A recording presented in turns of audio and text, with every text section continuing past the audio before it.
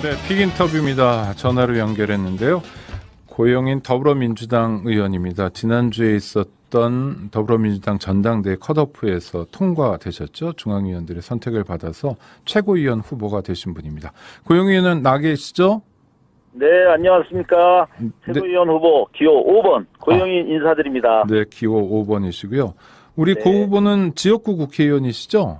네, 경기도 안산 단원갑 국회의원입니다. 네. 그 대통령의 뭐 자세, 태도도 문제인데 구체적인 정책에 대해서도 의아하다고 생각하는 분들이 있는데 그 중에 하나는 여성가족부 폐지 같은 겁니다. 일단 고용인 의원께서는 윤석열 정부의 여성가족부 폐지에 대해서는 어떻게 생각하세요? 네, 그건 뭐 말도 안 되는 거고요. 말도 안 된다. 예, 네. 그 여성가족부 폐지라는 거는 다들 아시다시피 지난번 대선 때 젊은 남성 표심을 얻기 위한 그 젠더 갈라치기로 정권을 잡기 위해서 수기 없이 인기 영합주의에 기대어 내놨던 거거든요.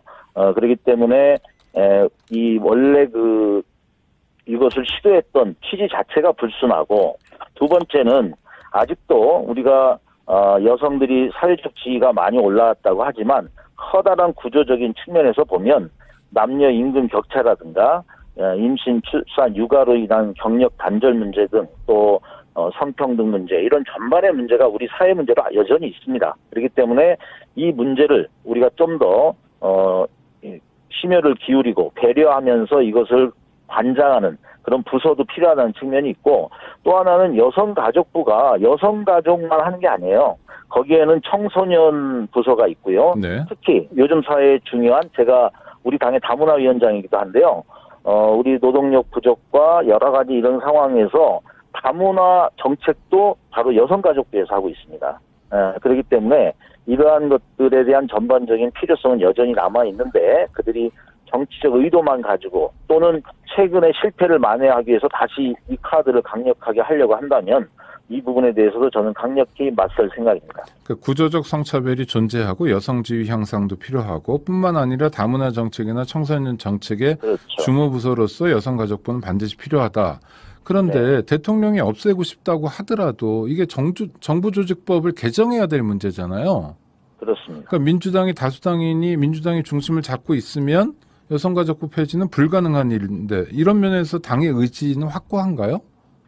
네, 제가 볼 때는 우리 민주당 의원님들의 네. 전반적인 이거에 대한 판단, 생각, 이것을 제가 보았을 때 이거에 대한 의지는 확고합니다. 네. 네, 그러면 앞으로 추이를 지켜봐야 될 것 같고요. 또 하나는 법률상 이제 뭐 개정을 하든지 만들든지 이런 게 아니라 법률에는 뭐 다르게 정해져 있는데 시행령을 통해서 우회하는 경우도 지금 많습니다. 그 중에 하나가 행안부의 경찰국 설치 방안이 그런데요. 내일부터 경찰국이 활동을 하게 될 텐데, 이에 대한 민주당의 입장, 또 민주당이 야당으로서 앞으로 어떻게 할 건지가 궁금합니다. 예, 지금 뭐 그걸 보면은 너무 답답한데요. 네. 그 독불 장군, 그러니까 아이고, 네. 경주마처럼 옆도 뒤도 보지 않고 그냥 무조건 앞만 보면서 달려가고 있는데, 이게 바로 앞에 천길 낭떠러지인지 모르고 윤 대통령이나 또 윤핵관들이 그러한 상황을 지금 벌리고 있습니다. 아시다시피 이제 경찰국은 이전에는 군부 독재 정권의 좀 신여 역할을 했었죠. 그런데 이것이 이제 문민정부 들어서고 또 우리 민주당 정부가 들어서면서 문민 통제, 이런 과정을 거치면서 민주화의 길을 걸어오고 있었거든요. 그래서 이 부분들을 더 잘 국민과 민중들에게 복무하는 그런 경찰로 이것을 만들어 나가야 되는데, 지금 검찰공화국을 만들면서 이제 검찰공화국의 신여로 만들려고 하는 겁니다. 그런데 이제 이 과정에서 이러한 이전의 그 치안을 행안부 업무에서 삭제했는데, 이것을 살리려면 정부 조직법을 바꿔야 되는데, 지금 방금 말씀하신 것처럼 시행령을 통해서 살짝 자기 의도들을 관철하려고 하고 있는데, 이거는 있을 수 없는 일입니다. 예, 이거는 막아내야죠.